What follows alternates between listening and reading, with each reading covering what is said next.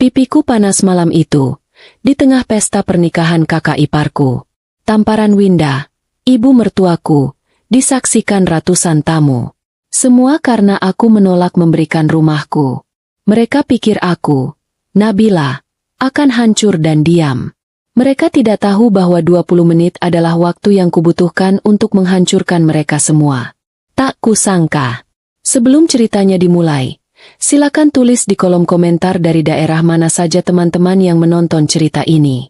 Jangan lupa like dan subscribe agar channel ini bisa semakin berkembang dan bisa mempersembahkan cerita yang lebih menarik lagi. Nabila menarik napas panjang, mencoba meredakan detak jantungnya yang terasa sesak. Ia berdiri di samping suaminya, Rangga, di lobi hotel bintang 5 termewah di ibu kota. Lampu kristal raksasa di atas mereka membiaskan cahaya ke lantai marmer yang berkilauan. Malam ini adalah pesta pernikahan Fania, kakak perempuan satu-satunya Rangga. Nabila adalah seorang wanita karir yang sukses. Ia membangun perusahaan kosmetiknya dari nol, menjadikannya salah satu merek lokal yang paling disegani. Ia cerdas, mandiri, dan sayangnya, terlalu sabar. Ia bertemu Rangga di universitas. Rangga saat itu adalah pria yang menawan, meski prestasinya biasa-biasa saja. Mereka menikah 5 tahun lalu, saat perusahaan Nabila baru mulai menanjak. Kini, situasi mereka timpang. Nabila adalah tulang punggung keluarga. Ia yang membeli rumah mewah tempat mereka tinggal, mobil-mobil yang mereka kendarai, dan bahkan memberikan uang saku bulanan yang jumlahnya fantastis kepada ibu mertuanya, Winda. Rangga sendiri bekerja sebagai manajer di sebuah bank swasta. Gajinya cukup, tapi jauh dari cukup untuk gaya hidup mewah yang selalu diinginkan oleh ibu dan kakaknya. Di dalam hati Rangga, ada campuran antara cinta, rasa terima kasih, dan iri hati yang tersembunyi terhadap kesuksesan istrinya. Ia benci merasa inferior, dan cara termudah untuk mengatasinya adalah dengan memihak ibunya. Bersikap seolah-olah semua kekayaan Nabila adalah milik keluarga bersama. Malam ini, Nabila merasa ada yang tidak beres. Ia membetulkan letak gaun desainer yang membalut tubuhnya. Gaun ini, seperti halnya seluruh pesta ini, dibayar lunas dari rekening pribadinya. Winda, ibu mertuanya, telah mengumumkan kepada seluruh keluarga besar bahwa ia dan Rangga yang akan membiayai pernikahan Fania. Nabila tahu itu bohong. Seminggu yang lalu, Winda datang ke rumahnya, menangis-nangis, mengatakan bahwa ia sudah terlanjur memesan hotel mewah dan vendor catering terbaik.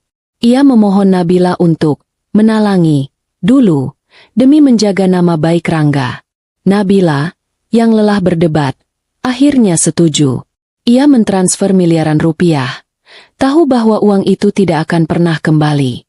Dan sekarang, ia melihat Winda berdiri di dekat pintu masuk ballroom, menyapa tamu-tamu penting, bertingkah seperti ratu yang mengadakan pesta. "Lihat ibu," desah Rangga di sebelahnya, matanya berbinar bangga. Beliau tampak bahagia sekali. "Terima kasih ya, sayang. Kamu memang istri terbaik." Nabila hanya tersenyum tipis. "Tentu, Mas. Demi kebahagiaan keluarga." Di dalam hatinya, Nabila merasa getir. Kebahagiaan keluarga ini selalu berarti kebahagiaan Winda dan Fania, yang dibeli dengan kerja keras dan uangnya. "Ayo masuk. Fania pasti sudah menunggu," ajak Rangga, menarik lembut tangan Nabila. Ballroom itu disulap menjadi taman bunga musim semi. Ribuan mawar putih dan merah muda menghiasi setiap sudut. Fania, sang kakak ipar, duduk di pelaminan bersama suaminya yang baru, Kevin. Fania tampak cantik, namun matanya selalu awas memindai para tamu, menilai pakaian dan perhiasan mereka. Fania, sama seperti ibunya, sangat materialistis dan manja. Ia selalu merasa berhak mendapatkan apapun yang ia inginkan. Pesta berjalan lancar selama 1 jam pertama. Nabila dan Rangga menyalami tamu, berbasa-basi, dan berpura-pura menjadi pasangan yang sempurna. Nabila bisa merasakan tatapan Winda yang terus mengawasinya dari seberang ruangan. Winda, mengenakan kebaya berwarna emas yang mencolok, akhirnya berjalan menghampiri mereka. "Nabila, Rangga, sini ikut ibu sebentar," kata Winda, Nadanya manis namun penuh perintah. Ia tidak menunggu jawaban, langsung berjalan menuju sudut ruangan yang lebih sepi, dekat area taman buatan. Nabila dan Rangga saling berpandang, lalu mengikuti. "Ada apa, Bu?" tanya Rangga. Winda tidak menatap Rangga. Matanya tertuju lurus pada Nabila. Senyum manisnya tadi sudah hilang, digantikan oleh ekspresi serakah yang sangat Nabila kenali. "Nabila," Winda memulai, suaranya pelan dan menusuk. "Ibu dengar dari Rangga, kamu baru saja selesai membangun rumah baru di kawasan Pondok Indah. Yang ada kolam renang di dalam itu, kan?" Nabila menelan ludah. Ia memang baru saja menyelesaikan proyek rumah impiannya. Rumah itu ia bangun untuk dirinya sendiri, sebagai tempat pelariannya, dan tidak ada 1 rupiah pun uang Rangga di sana. Ia bahkan belum sempat memikirkannya lagi karena sibuk mengurus pernikahan Fania. "Iya, Bu. Memangnya kenapa?" jawab Nabila hati-hati. Winda tertawa kecil. "Wah, hebat sekali menantu ibu ini. Makin kaya saja." Ia berhenti sejenak, lalu melanjutkan. "Begini, Nabila, kamu tahu kan, Fania dan Kevin itu pengantin baru. Mereka butuh tempat tinggal yang layak. Tidak mungkin kan mereka tinggal di apartemen kecil." Jantung Nabila mulai berdebar kencang. Ia tahu arah pembicaraan ini. "Lalu?" tanya Nabila. Suaranya mulai dingin. "Ibu pikir," kata Winda, "seolah itu adalah ide paling brilian di dunia. Akan jadi kado pernikahan yang sangat indah kalau kamu memberikan rumah barumu itu untuk Fania. Anggap saja sebagai hadiah dari adik ipar yang baik hati." Nabila tertegun. Ia menatap Winda, lalu menatap Rangga. Suaminya hanya diam, membuang muka, pura-pura sibuk memandangi dekorasi. Rangga tahu soal ini. Ia pasti tahu. "Ibu," kata Nabila, berusaha menjaga suaranya tetap tenang. "Ibu sedang bercanda, kan? Itu tidak mungkin." "Loh, kenapa tidak mungkin?" Suara Winda langsung naik 1 oktav. "Kamu punya banyak uang. Rumah itu bahkan belum kamu tempati. Apa salahnya diberikan pada Fania? Dia kakak suamimu, keluarga." "Tapi itu rumah saya, Bu. Saya membangunnya dengan uang saya sendiri." "Uangmu uang anakku juga," potong Winda cepat. "Sejak kapan kamu jadi pelit begini, Nabila? Dulu kamu tidak begini. Apa karena sudah kaya kamu jadi sombong? Lupa sama keluarga?" Nabila merasakan darahnya mulai mendidih. Ia sudah menahan ini selama bertahun-tahun. Hinaan-hinaan kecil, permintaan uang yang tak ada habisnya, dan sikap suaminya yang selalu diam. "Ibu, maaf," kata Nabila tegas. "Saya sudah membiayai seluruh pesta ini. Miliaran rupiah. Saya rasa itu lebih dari cukup. Tapi untuk rumah, jawabannya tidak. Saya tidak akan memberikannya." Rangga akhirnya angkat bicara, tapi bukan untuk membela Nabila. "Nabila, ayolah jangan bikin ribut. Ini hari bahagia Fania. Mungkin kita bisa bicarakan ini nanti." "Bicara apa lagi?" bentak Winda, kini menatap putranya dengan marah. "Ibu maunya sekarang." "Rangga, kamu ini bagaimana? Istri kamu membangkang begini kamu diam saja? Kamu itu kepala keluarga atau bukan?" Rangga tampak pucat. Ia terjepit di antara ibu yang dominan dan istri yang, akhirnya, melawan. Seperti biasa, ia memilih jalur terlemah. "Nabila, ayolah. Sayang, turuti saja kemauan ibu. Kan kita bisa bangun lagi nanti," bujuk Rangga dengan suara pelan. Nabila menatap suaminya dengan tatapan tak percaya. Kita bangun lagi? Mas, kamu sadar apa yang kamu bicarakan? Ini rumah hasil kerja kerasku." "Justru itu," seru Winda. "Kamu gampang cari uang. Fania tidak. Sudah, jangan banyak drama. Berikan saja kuncinya. Ibu tidak mau tahu. Kalau kamu tidak memberikannya, kamu sama saja menghina ibu dan Fania. Kamu mempermalukan keluarga besar kita." Winda melipat tangannya di dada. Matanya menyiratkan ancaman. Ia yakin Nabila akan luluh seperti biasa. Nabila selalu luluh. Ia akan mengalah demi kedamaian rumah tangga. Tapi Winda salah. Malam ini berbeda. Nabila sudah sampai pada batasnya. Tidak, kata Nabila. Suaranya pelan, tapi mantap dan penuh penekanan. Jawabannya tetap tidak. Saya tidak akan memberikan rumah saya. Wajah Winda memerah padam. Ia tidak menyangka akan ditolak mentah-mentah. Apalagi di tempat umum seperti ini. Ia merasa harga dirinya sebagai mertua yang berkuasa telah diinjak-injak. Oh, jadi begitu, desis Winda. Kamu berani melawan ibu sekarang, ya? Baik, baik. Kamu akan menyesal, Nabila. Ibu pastikan kamu akan menyesal. Winda berbalik dengan gerakan tiba-tiba. Kebayanya yang berkilauan berdesir. Ia berjalan cepat kembali ke kerumunan pesta, meninggalkan Nabila yang gemetar karena marah dan Rangga yang membeku karena takut. Kamu sih, Nabila. Rangga akhirnya menyalahkan. Kenapa harus dilawan? Iakan saja dulu. Nanti kan bisa dibicarakan baik-baik di rumah. Sekarang ibu marahkan. Nabila menatap Rangga. Rasa cintanya yang dulu begitu besar, kini terasa hambar. Dibicarakan baik-baik? Seperti kamu membicarakan soal pesta ini? Atau mobil baru yang ibu minta bulan lalu? Atau modal usaha untuk pamanmu yang tidak pernah kembali? Kapan kamu mau berhenti bersembunyi di balik uangku dan membelaku, Mas? Rangga tidak bisa menjawab. Aku harus ke toilet, kata Nabila dingin. Ia berjalan pergi, mengabaikan panggilan Rangga. Ia perlu menenangkan diri. Ia merasa sesuatu yang buruk akan terjadi. Dan ia tidak tahu seberapa benar dugaannya. Setelah 10 menit di toilet, berusaha menenangkan diri dengan air dingin dan napas dalam, Nabila akhirnya kembali ke ballroom.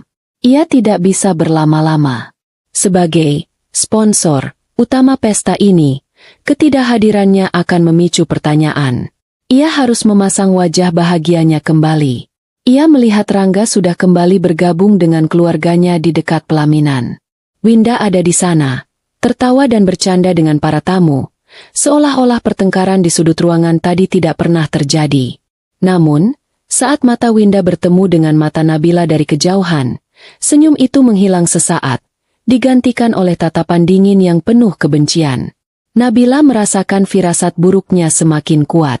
Hadirin sekalian, suara pembawa acara menggema di seluruh ruangan. Sekarang tiba saatnya untuk sesi foto bersama kedua mempelai dan keluarga besar. Kami persilakan Bapak Rangga dan Ibu Nabila, beserta ibunda tercinta, Ibu Winda, untuk naik ke atas pelaminan. Jantung Nabila serasa diremas. Ia harus berdiri di sana, di bawah sorotan lampu, di samping wanita yang baru saja mengancamnya. Ayo, Nabila.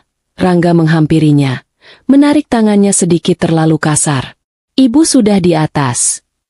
Dengan langkah berat, Nabila menaiki tangga pelaminan. Ia berdiri di samping Rangga. Di sisi lain Rangga ada Winda, yang berdiri persis di sebelah Fania dan Kevin. Lampu blitz kamera mulai menyala. Mohon dirapatkan sedikit, Bapak, Ibu, seru fotografer. Senyum, semuanya. Nabila mencoba tersenyum. Rasanya seperti menarik otot wajah yang kaku. Ia bisa merasakan aura permusuhan yang memancar dari Winda di sebelahnya. Saat fotografer sedang sibuk mengatur ulang kameranya, dan musik mengalun pelan, Winda tiba-tiba bergeser mendekat ke Nabila. Ia tidak berbisik. Ia berbicara dengan volume yang cukup keras agar semua orang di pelaminan bisa mendengar. Jadi, bagaimana, Nabila? Desis Winda. Ini kesempatan terakhirmu. Berikan rumah itu sebagai hadiah, atau ibu akan buat perhitungan denganmu sekarang juga. Nabila terkejut dengan kenekatan mertuanya. Ibu, sudah saya bilang. Jangan membuat keributan di sini, jawab Nabila pelan. Giginya bergemeletuk menahan amarah. Keributan? Winda tertawa sinis. Kamu yang membuat keributan dengan menolak permintaan ibu. Kamu mau mempermalukan ibu di depan semua orang. Fania, sang pengantin, menoleh. Ada apa sih? Bu, Nabila kenapa lagi? Tanyanya dengan nada manja, seolah Nabila adalah anak kecil yang nakal. Biasa, sahut Winda, suaranya semakin keras. Adik iparmu yang kaya raya ini pelitnya minta ampun. Ibu minta rumah barunya untuk hadiah kalian saja dia tidak mau. Beberapa tamu di meja terdekat mulai menoleh, penasaran dengan drama yang terjadi di panggung. Pembawa acara tampak gugup. Ibu, cukup, kata Nabila. Suaranya bergetar. Ia merasa ratusan mata kini tertuju padanya. Ini pesta Fania. Jangan dirusak. Kamu yang merusaknya, bentak Winda. Ia tiba-tiba mengambil langkah maju dan, di luar dugaan semua orang, merebut mikrofon dari tangan pembawa acara yang berdiri di dekat panggung. Suara tawa Winda yang terengah-engah tiba-tiba terdengar di seluruh speaker. Musik langsung berhenti. Selamat malam, para tamu undangan, seru Winda ke mikrofon. Seluruh ballroom kini hening total. Semua mata tertuju padanya. Rangga, ibu, apa yang ibu lakukan? Bisik Rangga panik, mencoba menarik tangan ibunya. Tapi Winda menepisnya. Kalian semua lihat, kan? Lanjut Winda, menunjuk Nabila dengan jarinya yang gemetar. Ini, menantu saya. Nabila, yang katanya pengusaha sukses itu. Nabila membeku. Ini adalah mimpi buruk. Ia ingin lari, tapi kakinya serasa terpaku di lantai. Dia kaya raya, tuan-tuan, ibu-ibu, uangnya tidak berseri. Tapi apa kalian tahu? Untuk pernikahan kakak iparnya sendiri, dia tidak mau memberi apa-apa. Pelit, kikir. Ibu, hentikan, teriak Rangga. Wajahnya pucat pasi. Diam kamu, Rangga, bentak Winda. Kamu terlalu lembek. Biar ibu yang beri pelajaran pada istrimu ini. Winda kembali menatap Nabila. Matanya menyala-nyala. Saya, katanya, suaranya menggema. Hanya meminta rumah mewahnya yang baru itu untuk Fania dan Kevin. Hadiah pernikahan. Wajar, kan? Tapi dia menolak. Dia bilang itu rumahnya. Dia lebih sayang hartanya daripada keluarganya. Para tamu mulai berbisik-bisik. Beberapa menatap Nabila dengan pandangan mencemooh. Beberapa lainnya tampak kasihan. Tapi tak ada yang berani ikut campur. Nabila merasa seluruh darah di wajahnya surut. Ia dipermalukan di depan ratusan orang, di depan rekan bisnis, teman, dan seluruh keluarga besarnya. Ibu, Nabila akhirnya menemukan suaranya. Ia melangkah maju, mencoba mengambil mikrofon itu. Itu tidak benar. Saya sudah. Winda tidak membiarkannya selesai. Ia melihat gerakan Nabila sebagai perlawanan. Egonya yang setinggi langit tidak bisa menerima itu. Beraninya kamu menjawab saya, teriak Winda. Dan kemudian, ia melakukannya. Dengan sekuat tenaga, Winda mengayunkan tangannya. Plak! Suara tamparan itu terdengar begitu keras di keheningan ballroom. Rasanya seperti ledakan kecil. Nabila terhuyung mundur satu langkah. Pipi kirinya terasa panas, perih, dan berdenyut. Ia bisa merasakan sensasi jemari Winda tercetak di kulitnya. Hening. Keheningan yang terjadi begitu pekat. Seolah waktu berhenti. Fotografer, yang kaget, secara refleks menekan tombolnya. Lampu blitz menyala sekali, mengabadikan momen mengerikan itu. Wajah Nabila yang terkejut dan memerah, mata Winda yang melotot penuh kemenangan, dan wajah Rangga yang pucat karena syok. Fania dan Kevin di belakang mereka tampak sama kagetnya. Meski jika dilihat lebih teliti, ada senyum tipis yang tertahan di bibir Fania. Ia menikmati jatuhnya Nabila. Nabila menatap Winda. Rasa sakit di pipinya tidak seberapa dibandingkan rasa sakit di hatinya. Tapi ini bukan lagi sakit hati karena sedih. Ini adalah sakit hati yang melahirkan kemarahan yang dingin dan mematikan. Ia menoleh ke suaminya. Rangga, pria yang ia cintai, pria yang ia dukung, pria yang seharusnya melindunginya. Rangga hanya berdiri diam. Mulutnya ternganga. Ia menatap Nabila, lalu menatap ibunya, lalu kembali ke Nabila. Tapi ia tidak bergerak. Ia tidak membela. Ia tidak mengatakan apa-apa. Di detik itu, Di atas panggung yang terang benderang, di bawah tatapan ratusan orang, sesuatu di dalam diri Nabila patah. Dan kemudian, sesuatu yang baru, sesuatu yang lebih keras dari baja, terbentuk menggantikannya. Cinta terakhirnya untuk Rangga telah mati, terbunuh oleh tamparan mertuanya dan sikap pengecut suaminya. Nabila tidak menangis. Ia tidak berteriak. Ia menatap Winda, lalu menatap Rangga. Ia menarik napas pelan. Kemudian, dengan punggung tegak lurus, ia berbalik. Ia berjalan menuruni tangga pelaminan. Setiap langkahnya mantap, meski di dalamnya ia hancur. Ia bisa mendengar para tamu mulai berbisik seperti lebah. Ia bisa mendengar Rangga akhirnya memanggil namanya. Nabila, Nabila, tunggu. Ia tidak berhenti. Ia terus berjalan, melintasi ballroom yang luas, menuju pintu keluar.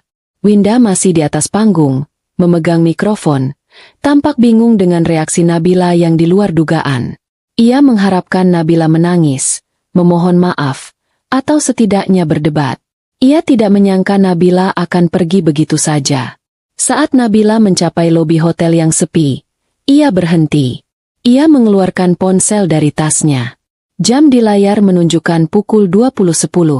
Ia mencari satu nama di kontaknya. Raditya. Pengacara sekaligus sahabat satu-satunya yang ia percaya. Ia menekan tombol panggil. Halo, Nabila? Ada apa malam-malam? Suara Raditya terdengar di seberang. Nabila menutup matanya sejenak, menelan semua rasa sakit dan penghinaan. Saat ia membukanya lagi, matanya jernih dan dingin. Radit, katanya. Suaranya tenang namun mematikan. Lakukan sekarang. Lakukan? Maksudmu, rencana itu? Rencana kontingen siang? Ya, potong Nabila. Sekarang juga. Aku memberimu waktu 20 menit. Pukul 20.30. Aku mau semua hadiah itu terkirim. Nabila, apa yang terjadi? Tanya Raditya, cemas. Aku baru saja ditampar, kata Nabila datar. Oleh ibu mertuaku. Di atas panggung. Di depan semua orang. Hening sejenak di ujung sana. Berikan aku 20 menit, kata Raditya akhirnya. Suaranya berubah menjadi profesional dan tegas. Dan siapkan dirimu. Pestanya akan segera dimulai. Nabila menutup telepon. Ia menatap pantulan dirinya di pilar marmer. Pipinya masih merah. Tapi matanya sudah berbeda. 20 menit. Hitungan mundur telah dimulai.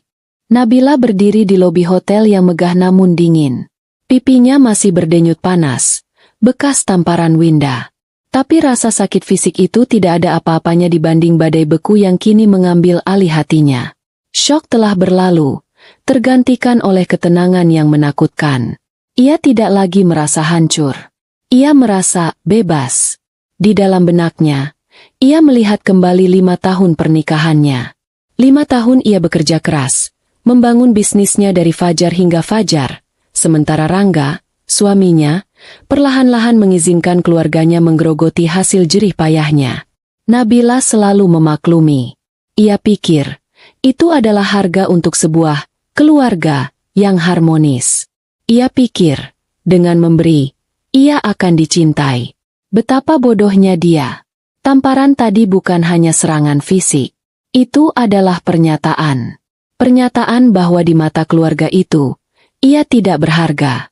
Ia hanyalah sumber uang yang bisa diperas, dan jika ia menolak, ia bisa dibuang dan dihina.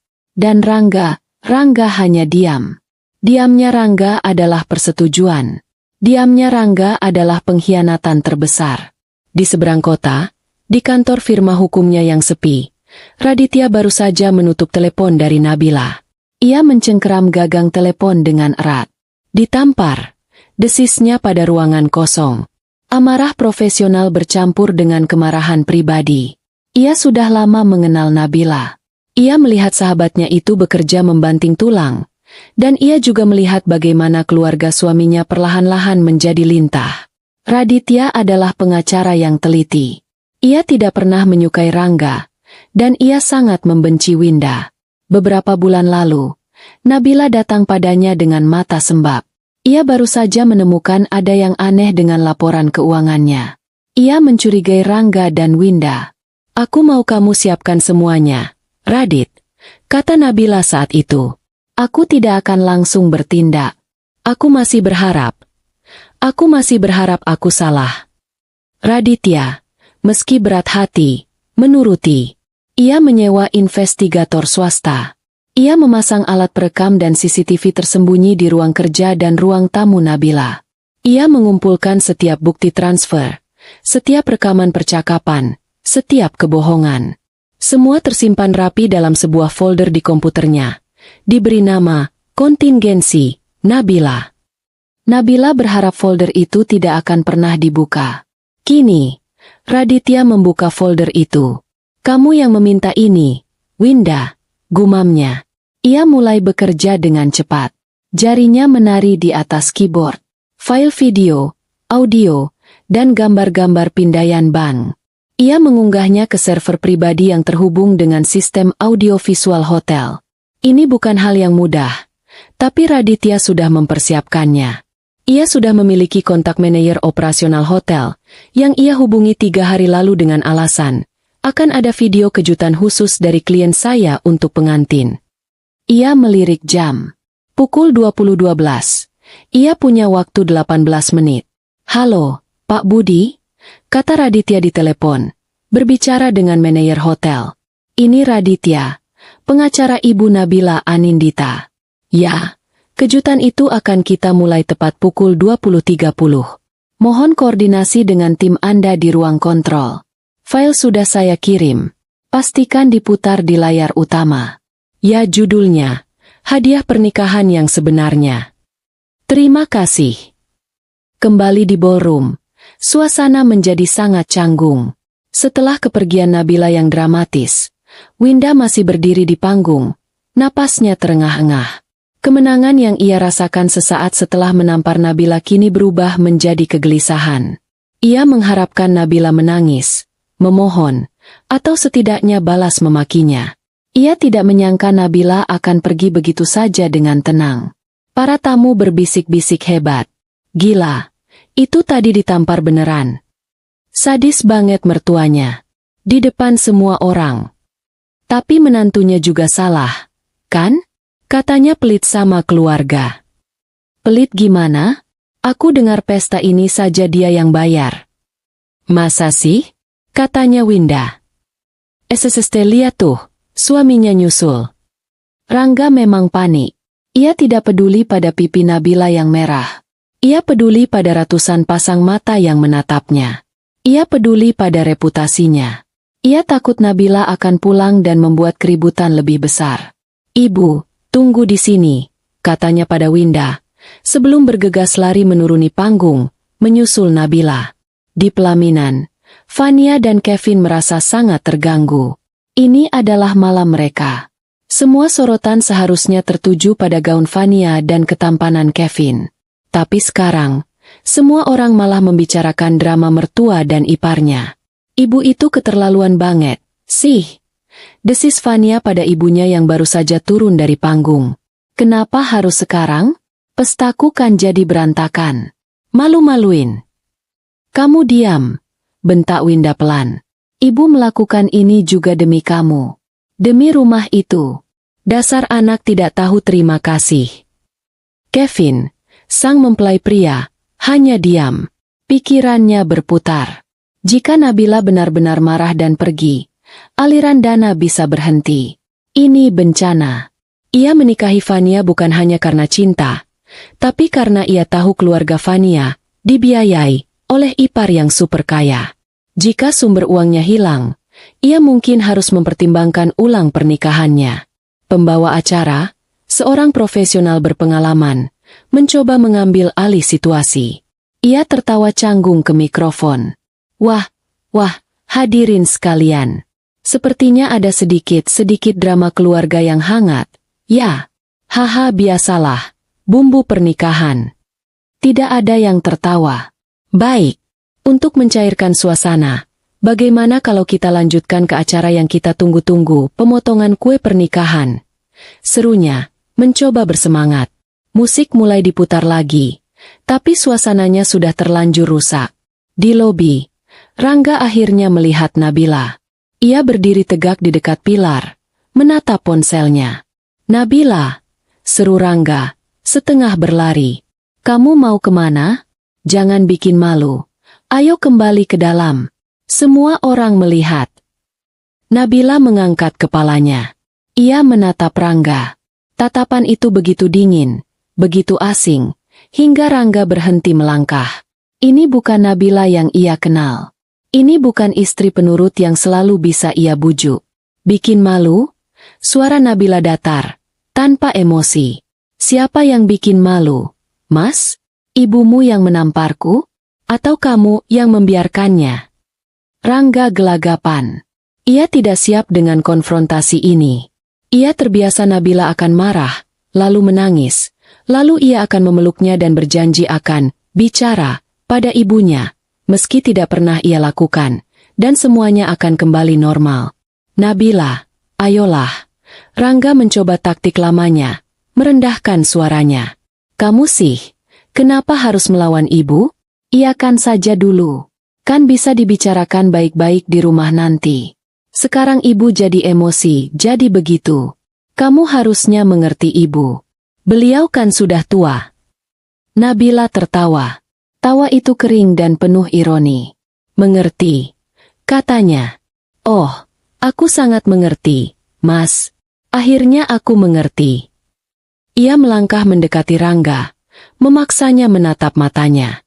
"Aku mengerti bahwa selama 5 tahun ini, aku bukan istrimu. Aku adalah mesin ATM-mu. Aku adalah sapi perah keluargamu, seperti kata ibumu." Mata Rangga melebar. "Apa maksudmu? Siapa yang bilang begitu?" "Aku mengerti bahwa rumah tangga kita ini bohong. Kamu tidak pernah mencintaiku. Kamu hanya mencintai kenyamanan yang aku berikan. Kamu mencintai status, mobil mewah, dan pujian dari keluargamu karena sukses membuatku menuruti semua kemauan mereka." "Nabila, itu tidak benar. Jangan bicara begitu. Aku suamimu," seru Rangga. Suaranya naik, mulai panik. "Dulu," potong Nabila, tajam. "Dulu kamu suamiku. Sebelum malam ini. Sebelum kamu memilih untuk diam seperti pengecut saat aku dihina dan disakiti di depan umum. Saat itu, di atas panggung itu, kamu berhenti menjadi suamiku." Rangga terdiam. Setiap kata Nabila menusuk egonya. Ia tidak bisa membantah, karena jauh di dalam hatinya, ia tahu itu semua benar. Nabila melirik jam di ponselnya. Pukul 20.25. "Aku akan kembali ke dalam," kata Nabila tiba-tiba. Wajah Rangga langsung berubah lega. Ia salah mengartikan kata-kata Nabila. Ia pikir istrinya sudah luluh. "Nah, gitu dong, sayang," katanya, mencoba meraih tangan Nabila. "Itu baru istriku. Ayo, kita ke dalam. Kamu minta maaf ya sama ibu. Peluk beliau, biar pestanya bisa lanjut." "Kasihan Fania." Nabila menepis tangan Rangga dengan kasar, seolah menyentuh sesuatu yang menjijikkan. Ia menatap Rangga dengan campuran rasa kasihan dan jijik. "Minta maaf." Nabila tersenyum. Senyum itu sama sekali tidak mencapai matanya. Itu adalah senyum terdingin yang pernah Rangga lihat. "Oh, aku pasti akan kembali ke dalam, Mas," kata Nabila. Suaranya lembut namun penuh ancaman. "Tapi aku kembali bukan untuk minta maaf." Ia mulai berjalan kembali menuju pintu ballroom. "Aku kembali untuk mengambil kembali semua yang sudah kuberikan. Termasuk," ia berhenti sejenak di ambang pintu, "pestamu ini." Apa maksudmu, Nabila?" Rangga tergagap, bingung dan takut dengan nada bicara istrinya. "Nabila, tunggu. Apa maksudmu?" Rangga berlari kecil mengikuti Nabila masuk kembali ke dalam ballroom. Di dalam, pembawa acara sedang mengarahkan Fania dan Kevin untuk memegang pisau kue. Winda berdiri di samping mereka. Wajahnya masih masam tapi berusaha tersenyum untuk para fotografer. Saat Nabila masuk, semua mata kembali tertuju padanya. Pipinya masih merah, Tapi langkahnya tegap. Ia mengabaikan semua tatapan dan berjalan lurus ke sisi ruangan, dekat dengan panggung tempat tim teknisi audiovisual berada. Ia melihat Pak Budi, sang manajer hotel, berdiri di sana, tampak sangat gugup. Nabila menatapnya dan mengangguk sekali.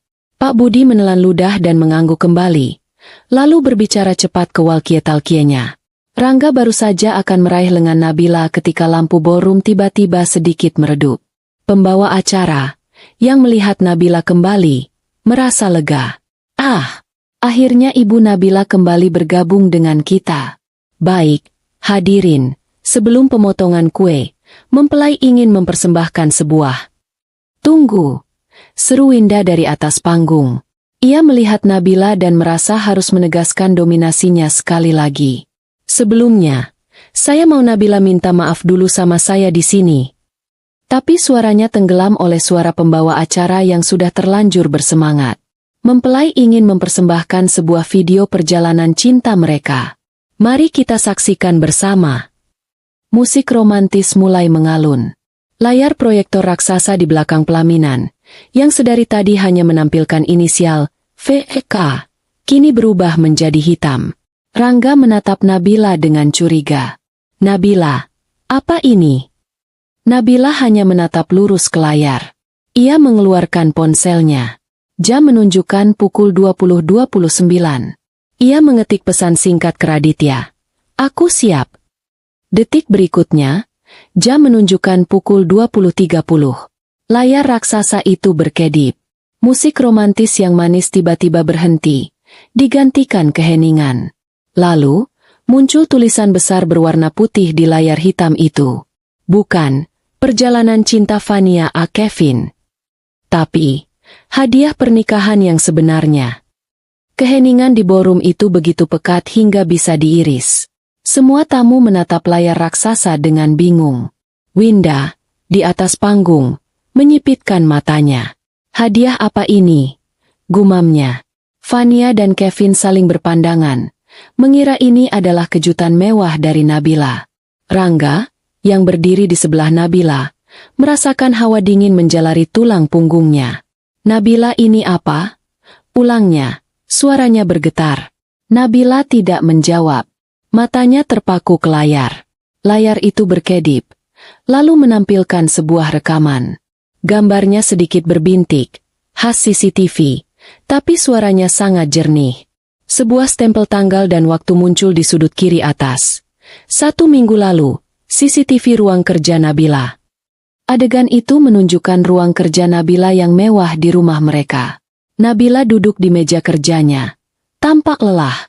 Di depannya, duduk Winda dan Rangga. Pokoknya ibu tidak mau tahu. Suara Winda dari speaker terdengar tajam dan nyaring, memenuhi seluruh ruangan. Ia tampak persis seperti di rekaman, arogan dan menuntut. Pesta Fania harus di hotel termewah. Semua teman arisan ibu akan datang. Kamu harus bayar. Nabila, ini demi nama baik keluarga. Para tamu tersentak. Bisikan langsung menyebar seperti api. Jadi benar Nabila yang bayar. Di layar, Rangga terlihat gelisah. Iya, sayang, katanya. Suaranya terdengar membujuk. Talangi dulu ya, nanti mas ganti. Nabila yang di layar menghela napas panjang. Baik, Bu. Saya akan transfer ke vendornya. Tapi ini yang terakhir. Iya, gampang itu, sahut Winda di layar, menyeringai penuh kemenangan. Di ballroom, wajah Winda yang asli berubah pucat pasi. Apa-apaan ini? Serunya, suaranya melengking. Matikan. Siapa yang memutar ini? Matikan. Tapi tidak ada yang bergerak. Semua orang terhipnotis oleh layar. Layar kemudian menjadi hitam, dan sebuah judul baru muncul. Rekaman audio, percakapan telepon, Winda Fania, 3 hari lalu. Hanya ada gelombang suara yang naik turun, tapi audionya lebih jernih lagi. Terdengar suara Fania. Bu, beneran Nabila mau bayar semuanya? Hotel itu kan mahal banget. Lalu suara Winda, tertawa puas. Tenang saja, Nabila itu bodoh. gampang ditipu. Dia cinta mati sama Rangga. Suruh apa juga mau. Pesta ini beres. Nanti setelah ini, kita minta rumah barunya. Bilang saja buat hadiah. Di atas pelaminan, Fania menutup mulutnya dengan ngeri. Wajahnya yang cantik berubah jelek karena ketakutan. Ia menatap ibunya. Ibu, desisnya. Para tamu kini tidak lagi berbisik. Mereka ternganga. Beberapa mulai menggelengkan kepala, menatap keluarga pengantin dengan jijik. Rekaman itu berlanjut. Suara Fania terdengar lagi, tertawa kecil. Ibu pintar banget. Kevin pasti senang. Aku juga mau dong, Bu. Mobil baru seperti yang dipakai Nabila. Suara Winda. Gampang. Semua hartanya Nabila itu harta kita juga. Dia itu cuma sapi perah. Sapi perah. Seseorang dari meja tamu berseru kaget. Kurang ajar sekali. Winda gemetar hebat. Fitnah. Itu fitnah. Itu bukan suara saya. Nabila, kamu merekayasa ini. Teriaknya panik ke arah Nabila. Tapi Nabila hanya berdiri diam. Wajahnya tanpa ekspresi. Seperti hakim yang sedang membacakan vonis. Layar berganti lagi. Kali ini, menampilkan serangkaian dokumen. Judulnya, Bukti Transfer Pembayaran Pesta. Satu persatu, bukti transfer dari rekening pribadi atas nama Nabila Anindita muncul di layar. Ke PT Hotel Megah Jaya, lunas, biaya ballroom Okamar. Ke Glorious Decoration, lunas, biaya dekorasi.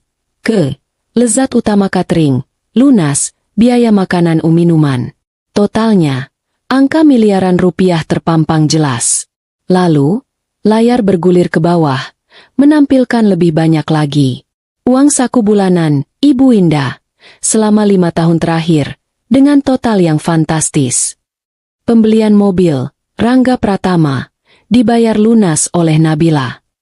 Modal usaha, Paman Farid, transfer dari Nabila. Biaya renovasi rumah, Ibu Winda, transfer dari Nabila. Itu adalah daftar panjang penghisapan yang sistematis, dipamerkan untuk dilihat semua orang.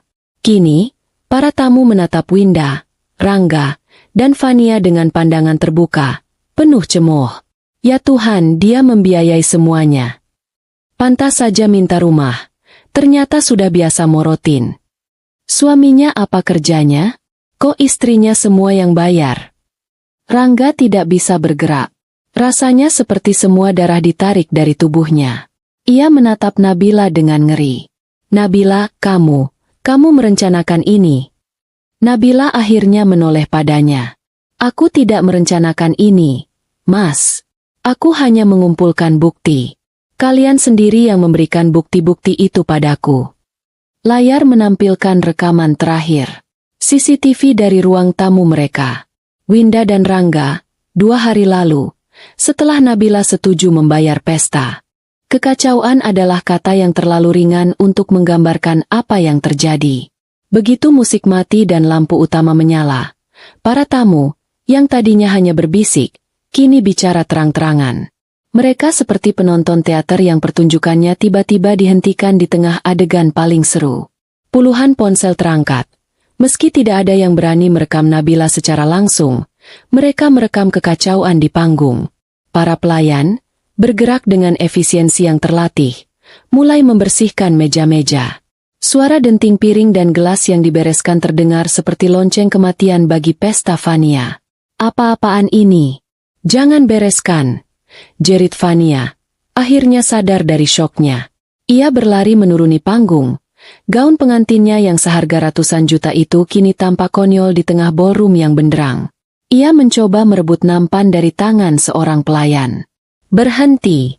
Aku bilang berhenti. Ini pestaku. Pelayan itu, seorang pria muda yang gugup, hanya membungkuk. Maaf, Nyonya. Kami hanya menjalankan perintah. Perintah siapa? Perintah perempuan gila itu. Fania menunjuk Nabila dengan jari gemetar. Ia berlari ke arah Nabila. Matanya merah karena air mata dan amarah. Kamu iblis. Kamu menghancurkan hari bahagiaku. Kamu iri. Kan? Kamu iri karena aku menikah. Sebelum Fania bisa mencapai Nabila, Raditya melangkah maju, berdiri di antara mereka. Tolong jaga sikap Anda, Nona Fania. Katanya tenang, namun suaranya memiliki otoritas yang tak terbantahkan. Di belakangnya, dua petugas keamanan hotel kini berdiri mengapit Nabila, bukan untuk menahannya, tapi untuk melindunginya.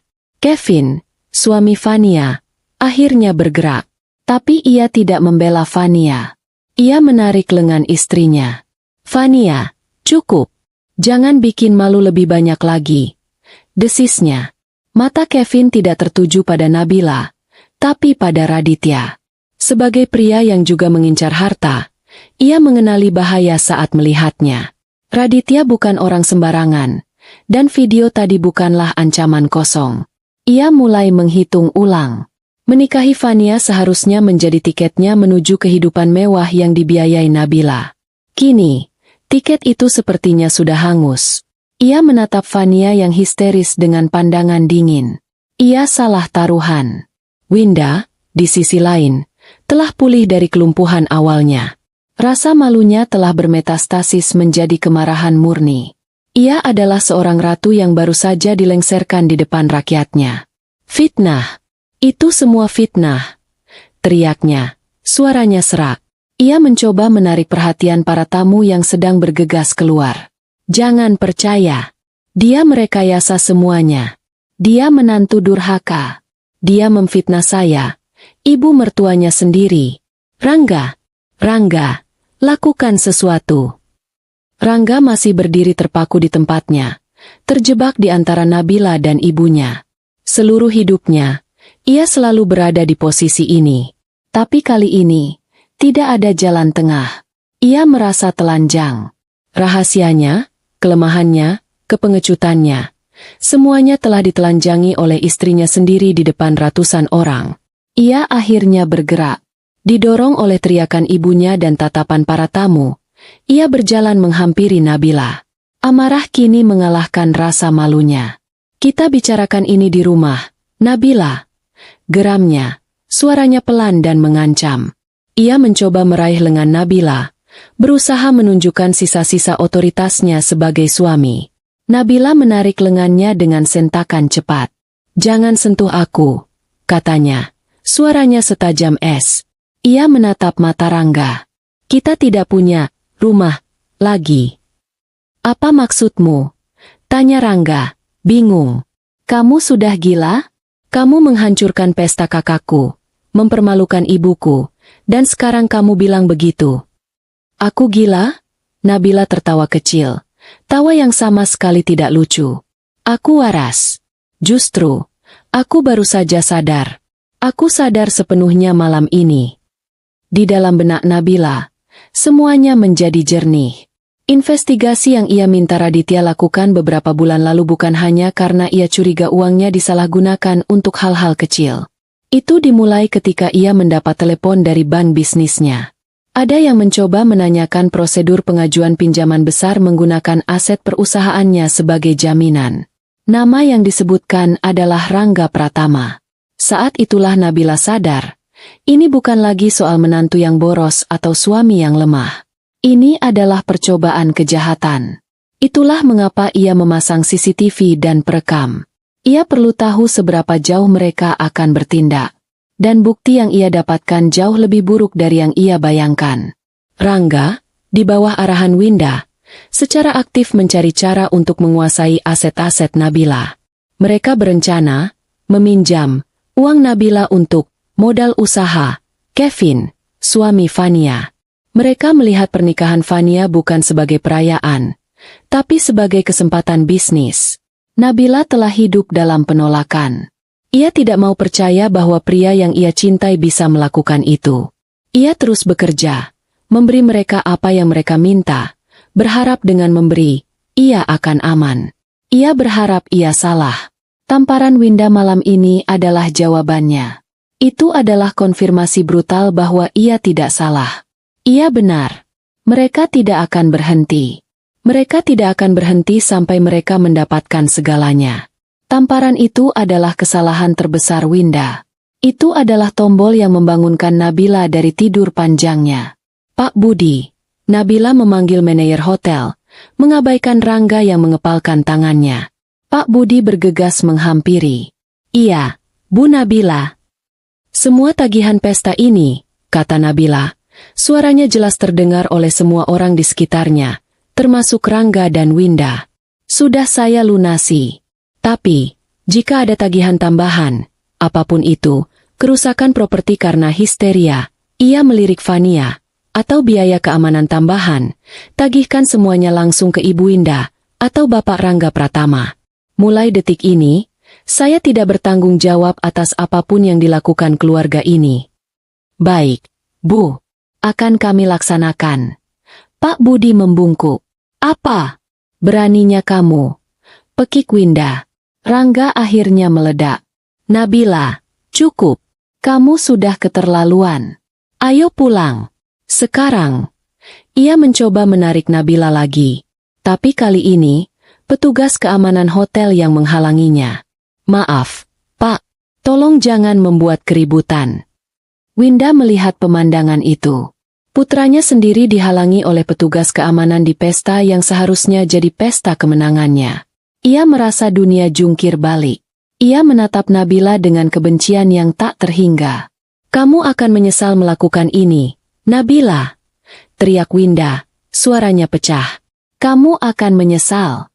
Lihat saja, Rangga akan menceraikanmu. Dia akan mengambil semua hartamu. Kamu akan jadi gelandangan. Itu adalah ancaman terakhirnya. Ancaman yang selalu ia gunakan. Nabila, yang hendak berbalik pergi bersama Raditya, berhenti. Ia menoleh, menatap ibu mertuanya untuk terakhir kali. Ada sedikit senyum di bibirnya. Senyum itu adalah senyum kemenangan. Oh, ibu salah, kata Nabila pelan. Namun mikrofon di tangannya masih menyala, membuat suaranya terdengar di seluruh ballroom yang kini hampir kosong. Bukan dia, Nabila menunjuk Rangga, yang berdiri mematung karena malu, yang akan menceraikan saya. Nabila mematikan mikrofon itu dan memberikannya kembali ke Raditya. Ia berjalan mendekati Rangga. Ia berdiri begitu dekat hingga ia bisa melihat keringat dingin di pelipis suaminya. Tapi saya, bisiknya, hanya untuk didengar oleh Rangga. Suratnya akan sampai di mejamu besok pagi. Nabila tidak menunggu jawaban. Ia berbalik. Radit, ayo pergi. Nabila, Nabila, tunggu. Teriak Rangga, panik. Ancaman Nabila terasa begitu nyata. Kamu tidak bisa melakukan ini. Nabila. Ia mencoba mengejar.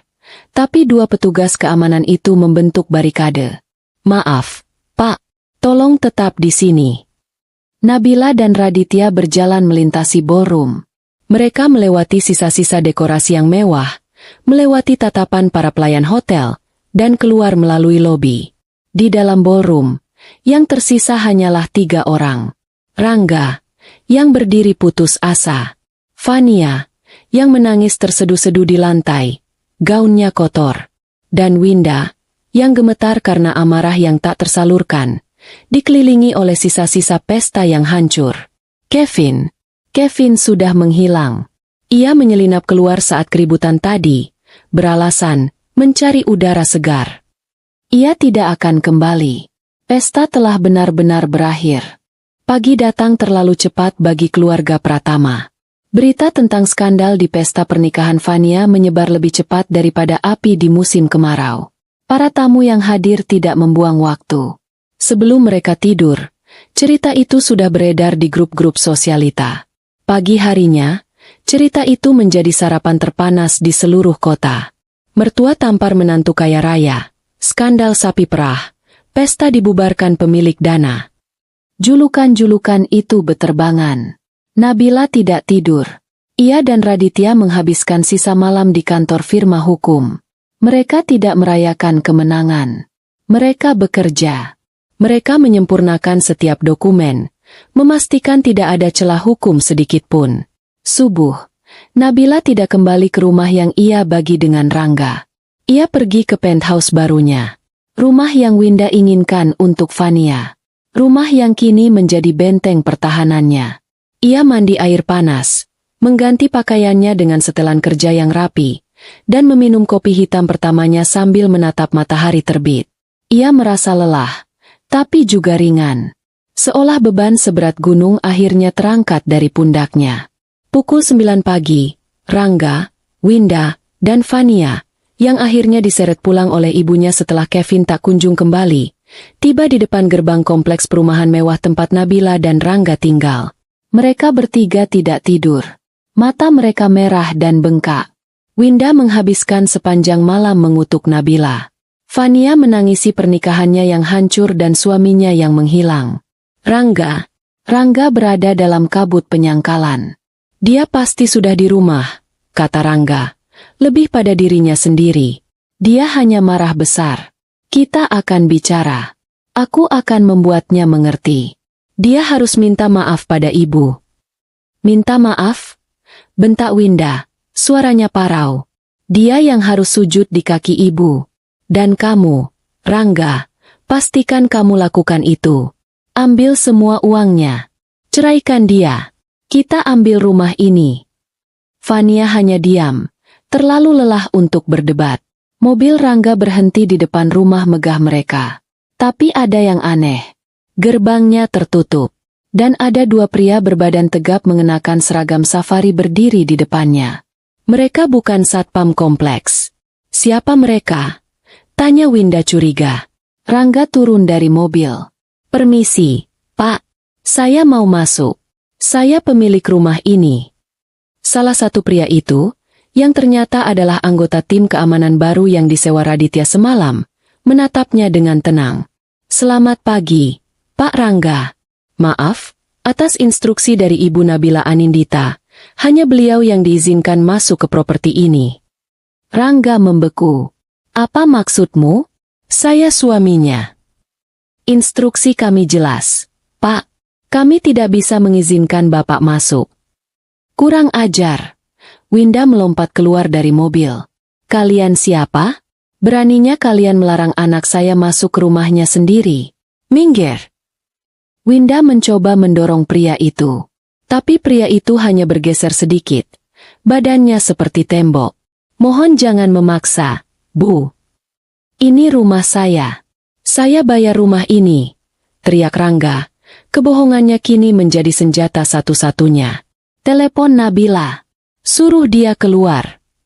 Ibu Nabila tidak ada di tempat. Jawab satpam itu datar. Bohong. Dia pasti di dalam, bersembunyi seperti pengecut. Seru Fania dari mobil. Rangga, dalam kepanikannya, mengeluarkan kunci rumahnya dari saku. Ia berlari ke pintu gerbang kecil di samping. Aku punya kunci. Ia memasukkan kunci itu ke lubang. Tidak bisa berputar. Ia mencoba lagi. Kenapa ini? Geramnya. Maaf, Pak. Seluruh kunci gembok sudah diganti tadi subuh. Kata satpam itu, tanpa emosi. Rangga menatap kunci di tangannya. Lalu ke gerbang. Diganti. Kesadaran yang mengerikan mulai merayapinya. Ini bukan sekadar kemarahan sesaat. Ini sudah direncanakan. Nabila tidak main-main. Nabila, keluar. Rangga menggedor-gedor gerbang besi itu seperti orang gila. Jangan konyol. Kita perlu bicara. Beberapa tetangga mulai membuka tirai jendela mereka. Penasaran dengan keributan itu. Tepat pada saat itu, sebuah sedan hitam yang elegan berhenti di belakang mobil Rangga. Seorang pria muda berjas rapi, yang Rangga kenali sebagai salah satu staf di kantor Raditya, keluar membawa sebuah map coklat besar yang tebal. Selamat pagi, Bapak Rangga Pratama? Tanyanya sopan. Iya, saya, kata Rangga, berharap ini adalah utusan damai. Saya dari firma hukum Raditya Partners. Saya di sini untuk mengantarkan ini untuk Anda. Pria itu menyerahkan map tebal itu. Jantung Rangga serasa jatuh ke perut. Dengan tangan gemetar, ia membuka segelnya. Winda dan Fania langsung mengerubunginya. Apa itu? Apa isinya? Desak Winda. Rangga mengeluarkan lembar pertama. Kop surat firma hukum Raditya. Matanya terpaku pada judul di tengah halaman. Gugatan cerai. Apa? Pekik Winda. Rangga membaca cepat. Ia tidak percaya apa yang ia baca. Nabila menggugat cerai dirinya. Bukan sebaliknya. Dasarnya, kekerasan dalam rumah tangga, psikologis, ekonomi, dan pembiaran kekerasan fisik yang dilakukan oleh Ibu Winda, penipuan, dan upaya penggelapan aset perusahaan. Ini gila. Dia memfitnah kita. Teriak Rangga. Tapi masih ada lagi. Lembar berikutnya. Sebuah surat tuntutan ganti rugi. Ditujukan kepada Ibu Winda dan Nona Fania Pratama. Di dalamnya terlampir rincian lengkap biaya pesta pernikahan. Setiap rupiah, dengan total miliaran. Surat itu menuntut pembayaran penuh dalam waktu 14 hari. Dia menuntut kita bayar pestanya. Jerit Fania, matanya melotot ngeri. Dari mana kita dapat uang sebanyak itu? Ini perampokan, raung Winda. Dan yang terakhir, dokumen yang paling menghancurkan. Sebuah surat peringatan somasi, yang ditujukan kepada Rangga. Surat itu menyatakan bahwa rumah yang mereka tempati adalah 100% milik pribadi Nabila, dibeli dengan dana pribadinya sebelum pernikahan mereka, dan Rangga tidak memiliki hak hukum apapun atasnya. Di bagian bawah, tertulis dalam huruf tebal, Bapak Rangga Pratama dengan ini diberi waktu 7 hari sejak tanggal surat ini untuk mengosongkan properti tersebut secara sukarela. Jika tidak, kami akan menempuh jalur hukum untuk melakukan pengosongan paksa. Pengosongan. Diusir. Rangga merasakan kakinya lemas. Ia bersandar di gerbang yang dingin. Ia bukan hanya akan kehilangan istri. Ia akan kehilangan segalanya. Rumah, mobil, gaya hidup. Tidak. Gumamnya. Ia merogoh ponselnya, mencoba menelepon Nabila. Nomor yang Anda tuju sedang tidak aktif atau berada di luar jangkauan. Diblokir. Ia mencoba lagi.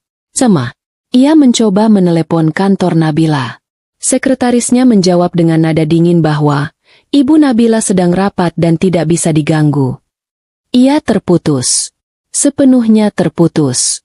Rangga, bentak Winda, menyadarkannya. Telepon dia. Suruh dia hentikan kegilaan ini. Kamu suaminya. Perintahkan dia. Rangga menatap ibunya dengan pandangan kosong. Dia memblokir nomorku, Bu. Winda tertegun. Ia tidak pernah membayangkan Nabila, si menantu penurut itu, punya keberanian sejauh ini. Ini semua salahmu. Winda tiba-tiba berbalik dan memukul dada Rangga. Ini semua salahmu. Kamu laki-laki lembek. Kenapa kamu biarkan dia jadi besar kepala? Kenapa kamu tidak bisa mengaturnya? Lihat sekarang. Kita akan jadi gelandangan gara-gara kamu. Winda terus memukuli Rangga, histeris. Fania menangis di dalam mobil. Para tetangga kini terang-terangan menonton drama keluarga itu dari balik pagar mereka. Rangga tidak melawan. Ia hanya berdiri di sana, di luar gerbang rumahnya yang terkunci, memegang surat-surat yang merangkum akhir dari hidupnya yang nyaman. Ia akhirnya sadar. Ini bukan mimpi buruk. Ini nyata. Dan ini baru permulaan. 2 minggu setelah insiden di gerbang rumah, suasana di ruang mediasi terasa dingin dan buatan. Pendingin ruangan disetel terlalu rendah, membuat udara terasa kaku. Sama kakunya dengan 4 orang yang duduk mengelilingi meja oval kayu yang mengkilap. Di satu sisi, duduk Nabila dan Raditya. Nabila mengenakan blus putih sederhana namun elegan dan celana panjang hitam. Rambutnya diikat rapi ke belakang. Ia tampak tenang, seolah sedang menghadiri rapat dewan direksi, bukan mediasi perceraiannya. Matanya jernih dan fokus. Di sebelahnya, Raditya, dengan setelan jas biru tua, sibuk menata dokumen-dokumen tebal di depannya. Mereka datang 15 menit lebih awal. Pintu ruangan terbuka, dan masuklah rombongan yang ditunggu. Rangga, Winda, dan seorang pria paruh-baya berkacamata tebal yang tampak gugup. Penampilan mereka adalah kebalikan dari Nabila. Rangga, yang biasanya rapi, kini tampak kuyu. Ada lingkaran hitam di bawah matanya. Setelannya kusut, seolah ia tidur dengan itu.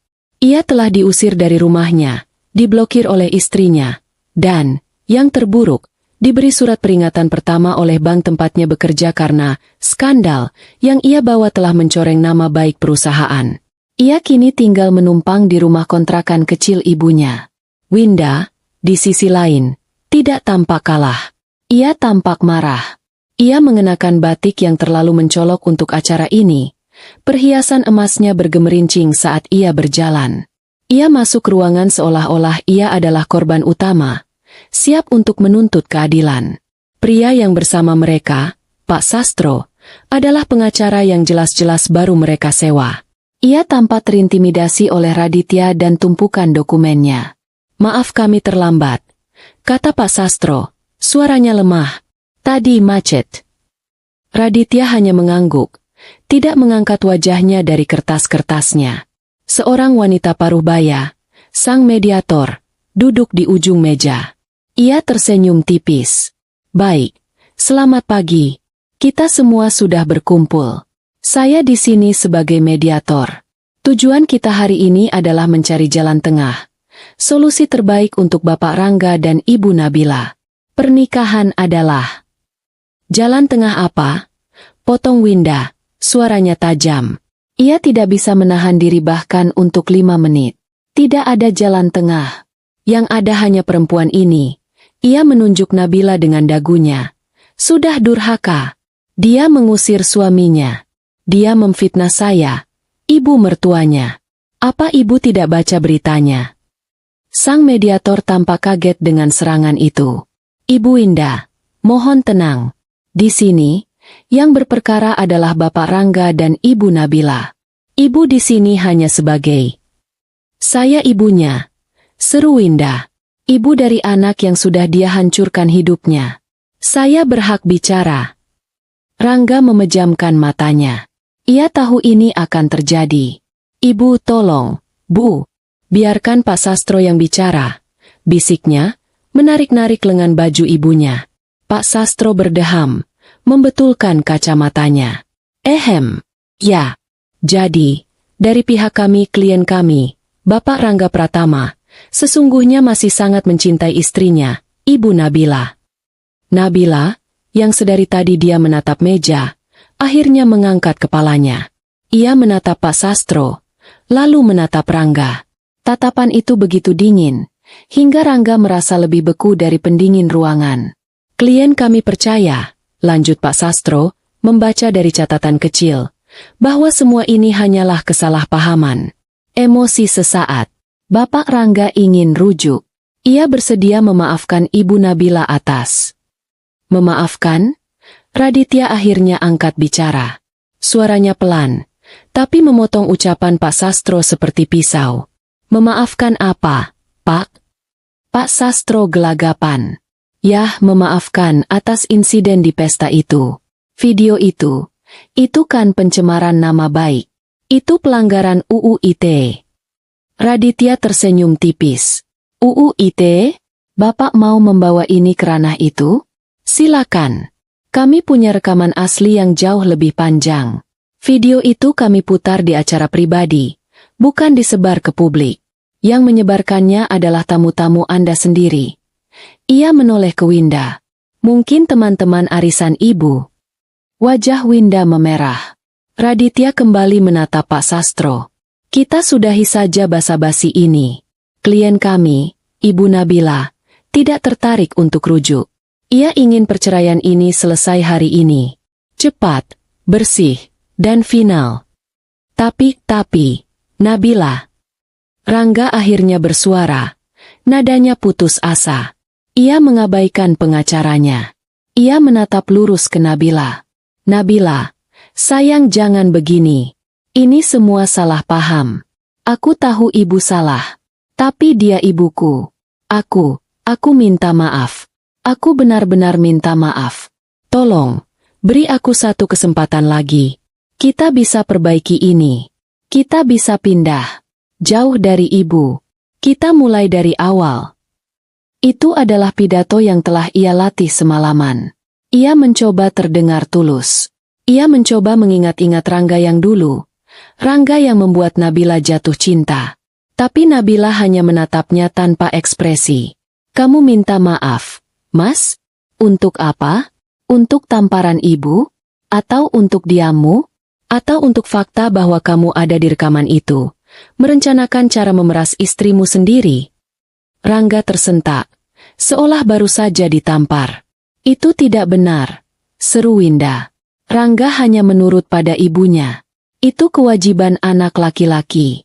Kamu yang sudah meracuni pikirannya. Cukup, Ibu, kata Raditya. Suaranya kini meninggi 1 oktav. Kita tidak akan berputar-putar di sini. Ia menatap Pak Sastro. Klien Anda sudah menerima gugatan kami. Kami tidak menuntut apa-apa selain perceraian murni. Tapi tampaknya, ia melirik sinis ke Pak Sastro. Pihak Anda yang ingin mempermasalahkan harta. Pak Sastro, terdesak, kembali ke naskahnya. Tentu saja. Menurut Undang-Undang Perkawinan, harta yang didapat selama masa pernikahan adalah harta gonogini. Klien saya berhak atas setengah dari. Setengah? Raditya tertawa pelan. Tawa itu membuat Pak Sastro tidak nyaman. Pak, apa Bapak sudah melihat dokumen ini? Raditya mendorong sebuah map tipis berwarna biru ke tengah meja. Itu perjanjian pranikah. Ditandatangani oleh Bapak Rangga dan Ibu Nabila 5 tahun lalu. Di dalamnya jelas tertulis, seluruh aset yang berasal dari perusahaan Ibu Nabila, baik yang sudah ada sebelum menikah maupun yang dihasilkan oleh perusahaan itu selama pernikahan, adalah 100% milik pribadi Ibu Nabila. Rangga terbelalak. Perjanjian apa? Ia menatap Nabila. Aku tidak ingat. Oh, kamu ingat, kata Nabila pelan. Itu saat kita di notaris, seminggu sebelum menikah. Kamu bilang kamu tidak peduli harta. Kamu hanya peduli aku. Kamu menandatanganinya tanpa membacanya. Rangga mencoba mengingat. Ia memang menandatangani banyak kertas. Ia pikir itu hanya surat-surat biasa.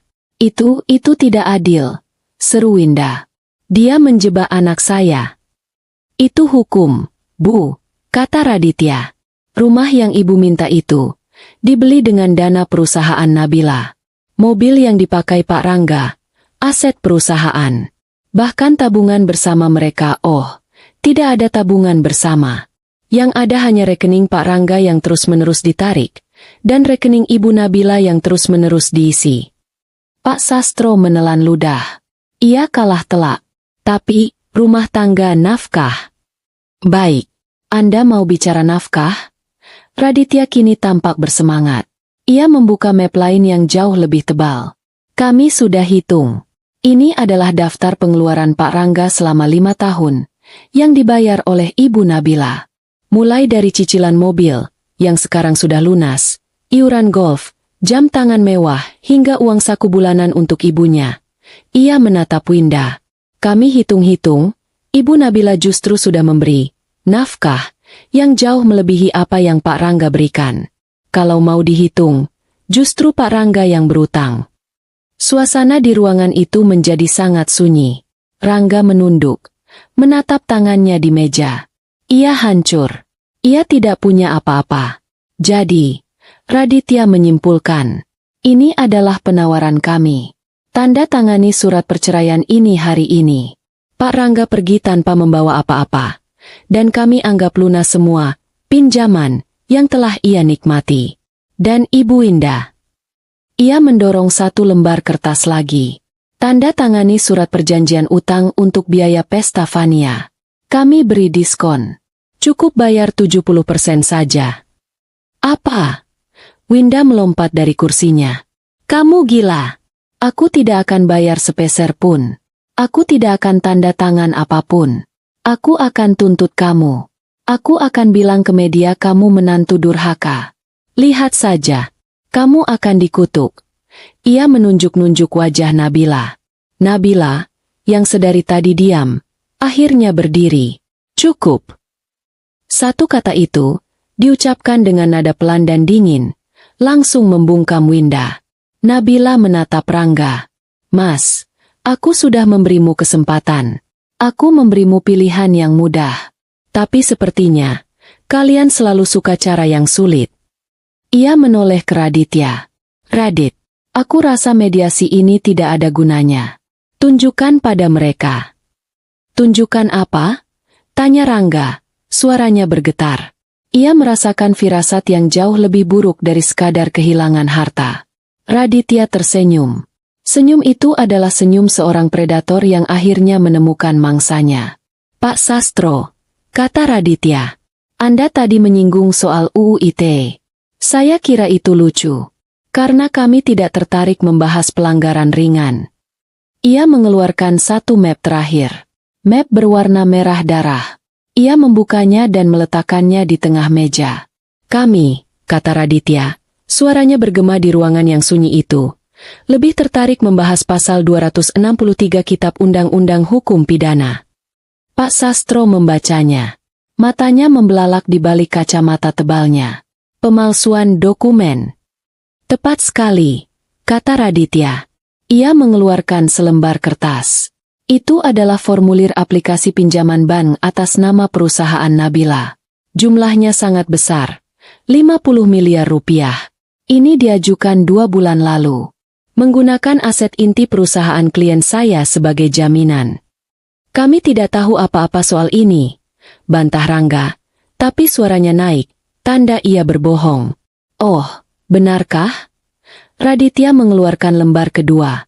Di sini, dibutuhkan tanda tangan direktur utama, yaitu Ibu Nabila.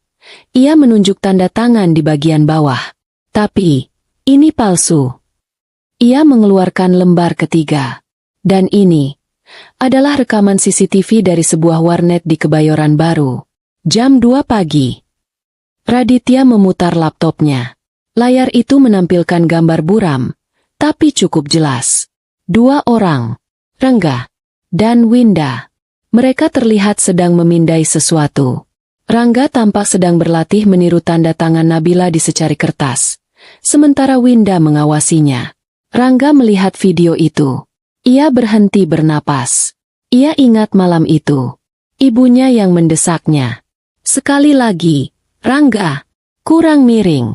Ayo, demi masa depan kita. Demi Fania. Bank menolak aplikasi itu karena curiga, jelas Raditya. Dan mereka langsung menghubungi klien saya. Saat itulah kami mulai menginvestigasi. Raditya menutup laptopnya. Ia menatap Rangga, lalu Winda, lalu Pak Sastro yang kini berkeringat deras. Jadi, bapak-bapak, ibu-ibu, kata Raditya. Nadanya ringan namun mematikan. Ini bukan lagi mediasi perceraian. Ini adalah bukti percobaan penipuan dan pemalsuan dokumen dengan ancaman hukuman penjara di atas 5 tahun. Sang mediator menatap ngeri. Pak Sastro tampak seperti mau pingsan. Winda? Winda akhirnya diam. Wajahnya yang tadi merah karena marah, kini seputih kertas. Nabila menatap Rangga. Aku tidak akan bertanya kenapa kamu melakukannya. Aku sudah tahu. Sekarang, katanya, suaranya mantap. Kamu punya pilihan. Keheningan yang menyusul pernyataan Raditya lebih menakutkan daripada teriakan Winda. Itu adalah keheningan yang padat, penuh dengan realitas yang menghantam. Kata, penjara, menggantung di udara, berkilauan seperti pedang yang siap jatuh. Rangga menatap layar laptop Raditya, lalu ke wajah Nabila. Ia mencari tanda-tanda keraguan, tanda-tanda bahwa ini hanya gertakan. Ia tidak menemukannya. Mata Nabila sedingin baja. Ia tidak sedang bernegosiasi. Ia sedang memberikan vonis. Di sebelahnya, Winda gemetar. Untuk pertama kalinya dalam hidup Rangga, ia melihat ibunya tampak tua dan kalah. Arogansinya retak, memperlihatkan kepanikan di baliknya. Pak Sastro, pengacara mereka, adalah yang pertama sadar dari kelumpuhan. Ia tahu kapan harus bertarung dan kapan harus menyerah. Dan saat ini, kliennya sudah terpojok di depan regu tembak. Ibu Nabila, Pak Raditya, katanya, suaranya serak. Ia menyeka keringat di dahinya. Ini tuduhan yang sangat serius. Tentu kita bisa bicarakan ini baik-baik. Klien saya mereka hilaf. Hilaf? Raditya mengangkat alis. Memalsukan tanda tangan untuk pinjaman 50 miliar itu. Hilaf? Itu perencanaan, Pak. Perencanaan kejahatan. Baik, baik. Pak Sastro mengangkat tangannya. Apa? Apa yang Ibu Nabila inginkan? Akhirnya, pertanyaan yang tepat. Nabila duduk kembali. Ia menatap lurus ke Rangga. Matanya tidak pernah lepas dari wajah suaminya yang pucat. Pilihannya sangat sederhana, Mas, kata Nabila. Suaranya yang tenang terdengar mengerikan di ruangan itu. Aku memberimu 2 pilihan. Dan kamu harus memilih sekarang. Raditya mengambil alih, meletakkan 2 tumpuk dokumen di meja. Pilihan A, katanya, menunjuk tumpukan pertama. Kami menyebutnya pintu keluar yang mudah. Pak Rangga menandatangani surat perceraian ini. Di dalamnya tertera, perceraian terjadi atas kesepakatan bersama, dan Pak Rangga setuju untuk tidak menuntut harta Gonogini sepeser pun. No. Ia lalu menggeser selembar kertas ke depan Winda. Ibu Winda menandatangani surat perjanjian utang untuk biaya pesta Fania. Penuh. Tanpa diskon. Kami akan tarik kembali tawaran 70% tadi. Ia berhenti, membiarkan mereka mencerna. Jika, lanjut Raditya, kalian berdua menandatangani dokumen-dokumen ini di sini, sekarang juga, tanpa perdebatan lagi maka klien saya, ia melirik Nabila, akan melupakan soal map merah ini. Ia tidak akan mengajukan laporan pidana. Ia akan menganggap bukti pemalsuan itu tidak pernah ada. Mata Rangga sedikit bersinar. Ada jalan keluar. Tapi, tambah Raditya, menghancurkan harapan itu. Ada satu lagi. Kalian berdua juga harus menandatangani perjanjian kerahasiaan. Kalian tidak boleh berbicara tentang Nabila, bisnisnya, atau detail perceraian ini kepada siapapun. Tidak ke media, tidak ke teman, tidak ke keluarga. Jika kalian melanggar, kasus pidana itu akan langsung kami buka kembali. Itu adalah pembungkaman total. Dan pilihan B? Bisik Rangga. Suaranya nyaris tak terdengar. Raditya tersenyum. Pilihan B adalah favorit saya. Kalian menolak menandatangani ini. Pak Sastro mau berdebat soal harta Gonogini. Ibu Winda mau berteriak-teriak soal menantu durhaka. Dan saya, ia mengangkat ponselnya, akan menekan tombol panggil cepat nomor 1 di ponsel saya, yang langsung terhubung ke sahabat saya di Polda Metro Jaya. Kami akan menyerahkan map merah ini, lengkap dengan video dan bukti forensik tanda tangan. Kalian berdua akan ditahan sore ini juga. Kamu tidak akan berani. Pekik Winda, menemukan suaranya kembali. Arogansinya kembali dalam sekejap. Kamu tidak akan memenjarakan suamimu, ibu mertuamu. Kamu akan kena karma. Kamu akan. Karma? Nabila memotong. Suaranya setajam silet. Karma adalah apa yang sedang terjadi di ruangan ini, Bu. Karma adalah saat kalian, yang merasa sangat pintar menipu, ternyata tertangkap basah oleh CCTV warnet murahan. Karma adalah saat kalian, yang serakah meminta rumah, malah kehilangan rumah yang kalian tempati. Nabila menatap Winda. Dan ya, saya berani. Jangan uji saya. Setelah ibu menampar saya di depan umum, saya sadar, saya bisa berani melakukan apapun. Winda terdiam. Ia menatap putranya, mencari pembelaan. Rangga, dia mengancam ibumu. Dia. Ibu diam. Itu adalah suara Rangga. Pelan, tapi penuh getaran. Apa katamu?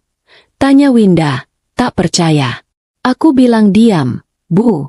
Bentak Rangga, akhirnya meledak. Ia berdiri, menggebrak meja. Pak Sastro dan sang mediator terlonjak kaget. Ini semua karena ibu, teriak Rangga. Jarinya menunjuk lurus ke wajah ibunya. Karena keserakahan ibu.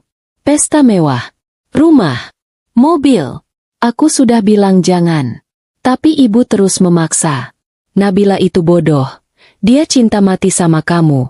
Gampang ditipu. Itu kata-kata ibu, kan? Sekarang lihat. Rangga tertawa. Tawa putus asa yang menakutkan. Lihat. Kita akan masuk penjara. Gara-gara ibu. Ini adalah pemandangan yang tidak pernah Nabila bayangkan. Rangga, anak ibu yang penurut, akhirnya melawan ibunya. Tapi itu bukan untuk membela Nabila.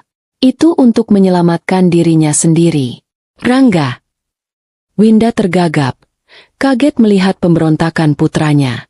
Tanda tangani saja, Bu, pekik Rangga. Tanda tangani atau kita berdua busuk di penjara. Rangga tidak menunggu lagi. Ia merebut pulpen dari meja. Ia tidak menoleh ke Pak Sastro. Ia tidak menatap Nabila. Ia hanya menatap tumpukan dokumen perceraian itu. Tangannya gemetar hebat. Ia mencoba menandatangani, tapi tangannya terlalu bergetar. Mas, kata Nabila pelan. Rangga mengangkat kepalanya. Matanya merah dan penuh air mata. Ia tampak menyedihkan. Nabila, aku. Tanda tangani, kata Nabila, tanpa belas kasihan. Rangga memejamkan matanya. Dengan satu tarikan napas, ia membubuhkan tanda tangannya di atas materai. Ia baru saja menandatangani surat akhir dari kehidupannya yang nyaman. Ia resmi menjadi miskin. Ia resmi bercerai. Raditya menarik dokumen itu dan memeriksanya. Sempurna. Sekarang, semua mata beralih ke Winda. Ibu, kata Raditya, mendorong dokumen perjanjian utang ke hadapannya. Silakan. Winda menatap kertas itu seolah itu adalah ular. Miliaran rupiah. Itu adalah angka yang bahkan tidak bisa ia bayangkan. Aku tidak punya uang. Bisiknya. Kalau begitu, Anda harus cari cara, kata Raditya dingin. Jual perhiasan ibu. Jual rumah kontrakan itu. Kami tidak peduli. Tapi jika dalam 6 bulan utang itu tidak mulai dicicil, kami akan menyita apapun yang ibu miliki. Kamu iblis, jerit Winda. Kamu iblis, Nabila. Ia mengambil pulpen itu. Aku tidak akan pernah memaafkanmu. Kamu akan mati sendirian. Ia mencoret-coret kertas itu dengan tanda tangannya yang penuh amarah. Dan perjanjian kerahasiaan, kata Raditya, mendorong lembar terakhir. Winda dan Rangga menandatanganinya dengan gerakan kasar. Selesai. Raditya dengan rapi mengumpulkan semua dokumen. Ia memasukkannya ke dalam tas kerjanya. Map merah berisi bukti pidana itu ia biarkan tertutup di atas meja. Nabila berdiri. Ia merapikan blusnya. Mediasi ini selesai, katanya kepada mediator yang sedari tadi hanya bisa menatap ngeri. Nabila dan Raditya berjalan ke pintu. Nabila, panggil Rangga. Suaranya patah. Nabila berhenti, tapi tidak menoleh. Apa kamu pernah mencintaiku? Tanyanya. Nabila terdiam sejenak. Ia berpikir tentang 5 tahun yang ia sia-siakan. Dulu, katanya pelan. Dulu sekali. Tapi pria yang kucintai itu tidak pernah ada. Itu hanya ilusiku. Selamat tinggal, Rangga.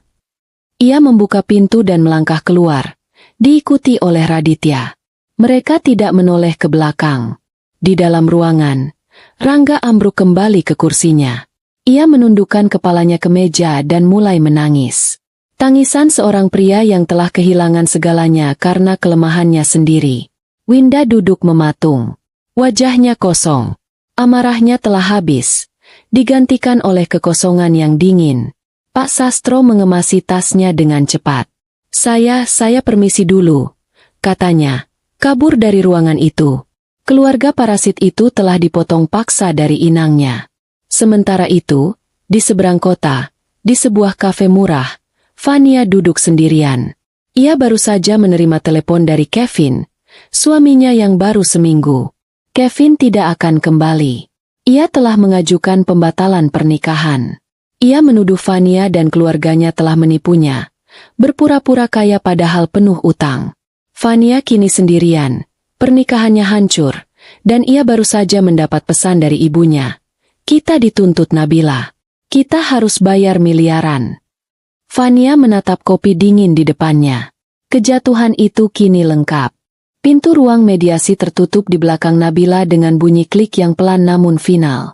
Rasanya seperti pintu penjara yang akhirnya terbuka.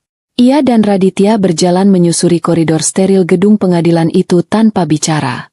Langkah kaki mereka menggema di lantai marmer yang sepi. Di dalam lift yang membawa mereka turun, keheningan terasa pekat. Raditya tidak bertanya. Ia hanya memperhatikan sahabatnya.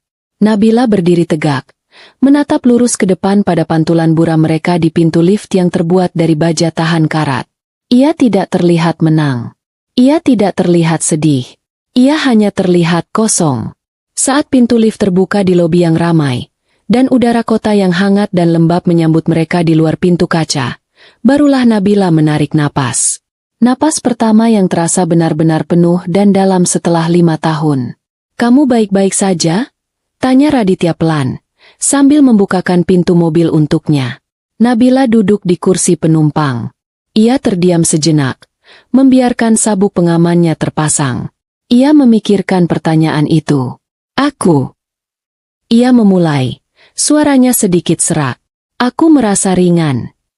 Itu adalah kata yang paling tepat. Bukan bahagia. Belum. Kebahagiaan adalah sesuatu yang harus ia bangun kembali. Tapi beban. Beban berat berupa harapan palsu, kewajiban yang menyesakan, dan rasa bersalah yang dimanipulasi, telah terangkat. Ia merasa ringan, seolah ia bisa terbang. Raditya tersenyum simpul. Ia menyalakan mesin. "Kemana kita, bos? Kantor? Atau?"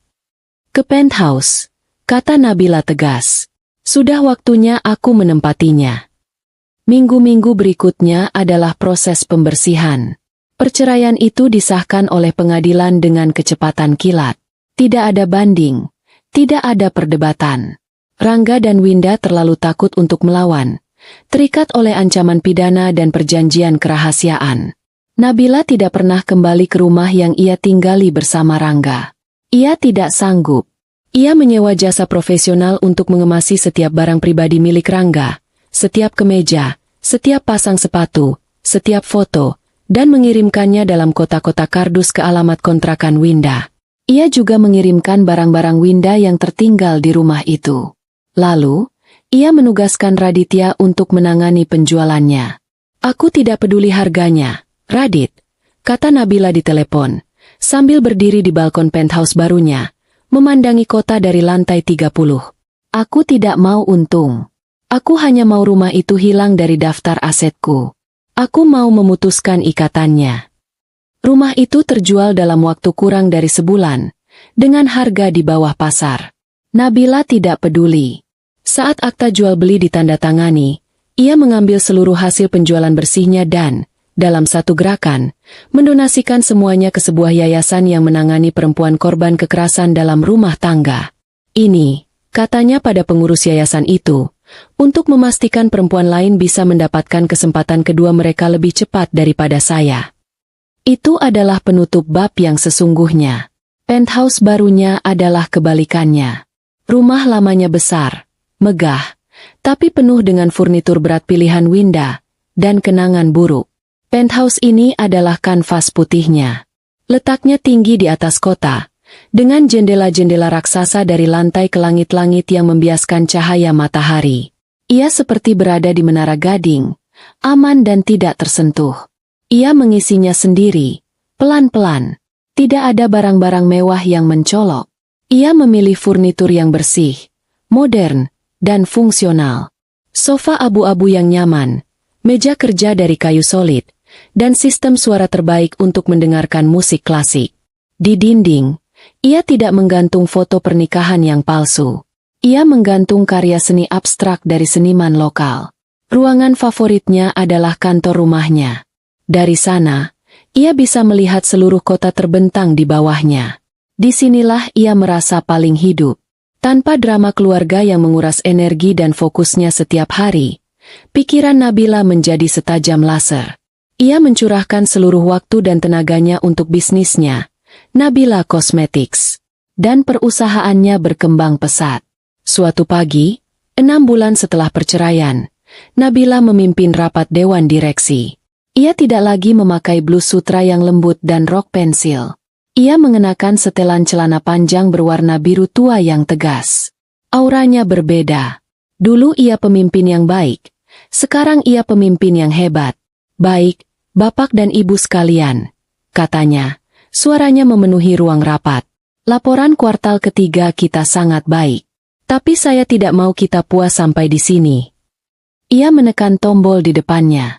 Layar raksasa di dinding menampilkan peta Asia Tenggara. Pasar domestik sudah kita kuasai. Lanjutnya, sudah waktunya kita berhenti menjadi pemain lokal. Saya mau nama Nabila Cosmetics ada di Singapura, Kuala Lumpur, dan Bangkok dalam 18 bulan ke depan. Ada kegemparan kecil di ruangan itu. Itu adalah target yang sangat agresif. Nabila, kata salah satu direktur seniornya, pria yang sudah bersamanya sejak awal, itu ambisius. Infrastruktur kita belum siap. Kita butuh modal, kita butuh koneksi, dan kita butuh rencana eksekusi yang sempurna. Potong Nabila, tapi tidak dengan kasar. Ia tenang dan penuh percaya diri. Dan saya sudah siapkan ketiganya. Ia memaparkan rencananya. Strateginya brilian, tanpa celah. Ia sudah menghabiskan 3 bulan terakhir bekerja hingga larut malam, merancang setiap detail. Ia sudah menghubungi calon investor di Singapura. Ia sudah mengidentifikasi mitra distribusi potensial di Thailand. Ia sudah melakukan semua pekerjaan rumahnya. Timnya ternganga. Mereka melihat Nabila yang baru. Nabila yang tidak ragu-ragu, yang tidak terdistraksi, yang visinya jelas. Saya akan terbang ke Singapura minggu depan untuk bertemu dengan venture capital itu, katanya. Saya tidak akan kembali tanpa komitmen pendanaan. Jadi, siapkan semua data yang saya butuhkan. Saya mau kita semua siap. Rapat itu ditutup dengan tepuk tangan. Bukan tepuk tangan formalitas, tapi tepuk tangan yang tulus penuh kekaguman. Malam itu, Nabila tidak merasa lelah. Ia merasa bersemangat. Ia berdiri di balkon penthouse-nya, segelas teh hangat di tangan. Ia menatap lampu-lampu kota. Ia memikirkan rapat tadi, tentang rencana ekspansi internasionalnya. Ia teringat sejenak pada Rangga. Ia bertanya-tanya, apa yang akan Rangga katakan jika melihatnya sekarang? Mungkin Rangga akan bilang ia terlalu ambisius, atau menyuruhnya pelan-pelan, atau, yang lebih mungkin, menanyakan berapa banyak uang yang akan ia dapatkan. Dan ia teringat pada Winda. Winda mungkin akan mencibir, mengatakan bahwa perempuan tidak seharusnya bekerja terlalu keras, bahwa ia seharusnya fokus mengurus suami. Lalu Nabila tersenyum. Mereka tidak ada lagi. Suara-suara beracun itu telah hilang dari kepalanya. Yang tersisa hanyalah suaranya sendiri. Dan suaranya mengatakan, lanjutkan.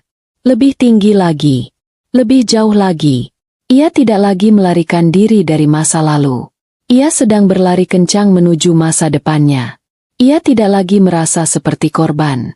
Ia merasa seperti seorang penyintas. Ia tidak lagi merasa hancur. Ia merasa utuh. Mungkin untuk pertama kalinya dalam hidupnya. Ia telah membangun kembali dirinya sendiri, kepingan demi kepingan, menjadi sesuatu yang baru, sesuatu yang lebih kuat, sesuatu yang tidak bisa dihancurkan oleh tamparan siapapun. Ia bebas. 1 tahun telah berlalu. Malam itu, Nabila duduk di meja terbaik di Skylight Lounge, sebuah restoran fine dining eksklusif di puncak gedung pencakar langit tertinggi di kota. Di luar jendela-jendela raksasa yang membentang dari lantai ke langit-langit. Lampu-lampu kota berkelip seperti hamparan berlian di bawah langit malam yang pekat. Ia mengenakan gaun malam berwarna hijau zamrud yang sederhana namun memancarkan kemewahan yang tidak berteriak. Rambutnya disanggul modern, memperlihatkan sepasang anting berlian kecil. Ia tampak bersinar, tenang, dan berkuasa.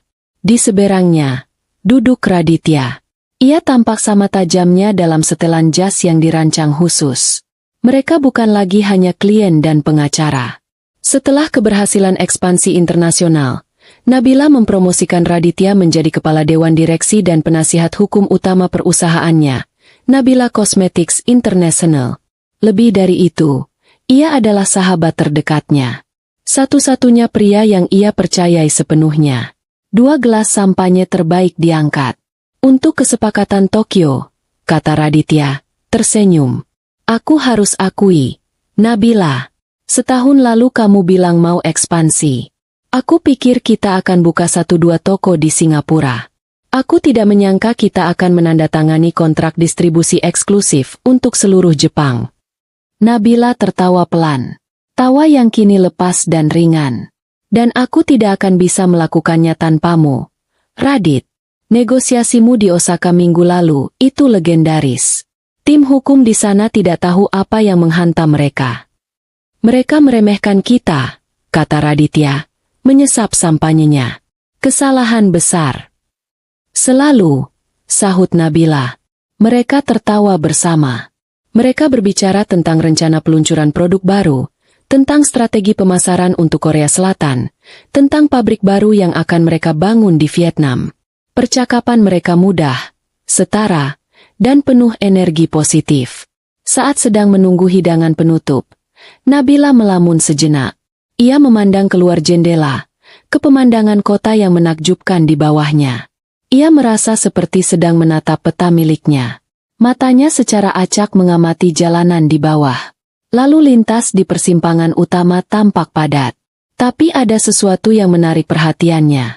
Di tengah kemacetan itu, sebuah mobil taksi online berwarna putih, model city car murah, berhenti. Pengemudinya tampak frustrasi. Ia membanting setir. Kemudian, ia keluar dari mobil, mengenakan kemeja seragam taksi yang tampak kusam dan kebesaran di tubuhnya yang kurus. Ia berdebat sengit dengan seorang penumpang yang baru saja turun. Penumpang itu tampak marah dan menunjuk-nunjuk. Pengemudi taksi itu balas berteriak. Suaranya tentu saja tidak terdengar dari lantai 68. Wajahnya kusut, tidak terawat, dengan brewok beberapa hari. Matanya menyiratkan kelelahan dan keputusasaan yang kronis. Nabila menyipitkan matanya. Ia mengenali wajah itu. Itu Rangga. Nabila merasakan sedikit kejutan, tapi bukan syok. Lebih seperti konfirmasi. Ia mendengar dari beberapa mantan karyawan Rangga, yang kini bekerja untuknya, bahwa Rangga telah dipecat dari bank beberapa bulan setelah perceraian.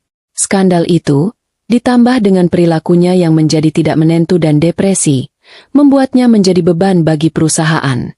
Ia tidak bisa mendapatkan pekerjaan di sektor keuangan lagi. Nama keluarganya sudah tercoreng.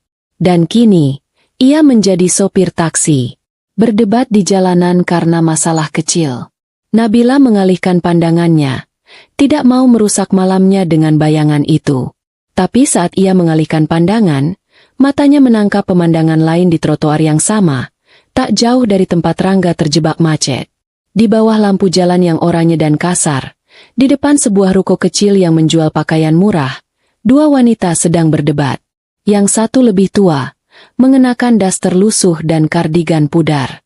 Ia tampak jauh lebih tua dari usia sebenarnya. Rambutnya tipis dan berantakan. Ia sedang berusaha menutup pintu gulung ruko itu. Ia Winda. Yang satu lagi lebih muda, mengenakan celana jeans ketat yang pudar dan atasan yang terlalu mencolok. Riasannya berantakan. Ia Fania. Mereka berdebat. Fania tampak merengek, meminta sesuatu. Winda, dengan wajah lelah dan marah, mendorong Fania. Fania balas mendorong. Mereka bertengkar seperti dua orang asing di pinggir jalan. Raditya, melalui jaringannya, telah memastikan Winda membayar utang pesta itu. Setiap bulan, sebagian besar gaji Winda, yang kini bekerja sebagai penjaga toko pakaian murah itu, langsung dipotong untuk mencicil utangnya. Itu adalah utang yang mungkin tidak akan lunas seumur hidupnya. Dan Fania, Fania, suaminya yang licik, Kevin, telah berhasil membatalkan pernikahan mereka hanya beberapa minggu setelah skandal itu, dengan alasan penipuan. Ia mengklaim Fania dan keluarganya telah berbohong tentang kekayaan mereka. Fania, tanpa keahlian, tanpa uang, dan kini tanpa kecantikan yang terawat, tidak punya pilihan selain kembali tinggal bersama ibunya di rumah kontrakan sempit mereka, hidup dari sisa gaji ibunya. Jadi, di sanalah mereka, trio parasit itu. Rangga, terjebak di mobilnya, menyalahkan dunia. Winda dan Fania, terjebak di trotoar, saling menyalahkan. Mereka semua terpisah, namun terhubung oleh nasib buruk yang mereka ciptakan sendiri. Nabila memperhatikan pemandangan itu dari ketinggian. Dari restorannya yang mewah, mereka bertiga tampak sangat kecil, seperti serangga. Raditya memperhatikan ekspresi Nabila.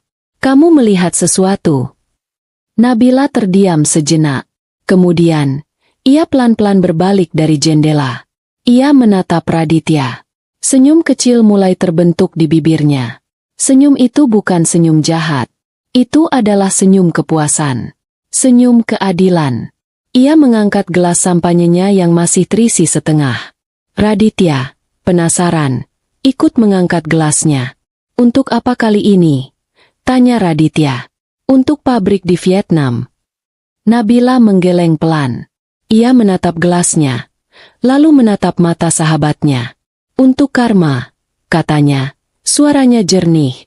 Rupanya, karma disajikan paling baik bukan saat dingin, tapi saat kita sedang menikmati hidangan penutup yang mahal, dari tempat yang sangat, sangat tinggi. Raditya tertegun sejenak. Lalu ia tertawa terbahak-bahak. Nabila ikut tertawa. Itu adalah tawa yang sesungguhnya. Tawa yang ringan, bebas, dan penuh kemenangan. Tawa seorang wanita yang telah berjalan melewati neraka, dan keluar di sisi lain dengan membawa kunci kerajaannya sendiri. Mereka berdentingkan gelas, dan di bawah sana, jauh di jalanan yang berisik, pertengkaran keluarga Pratama tenggelam oleh suara klakson mobil.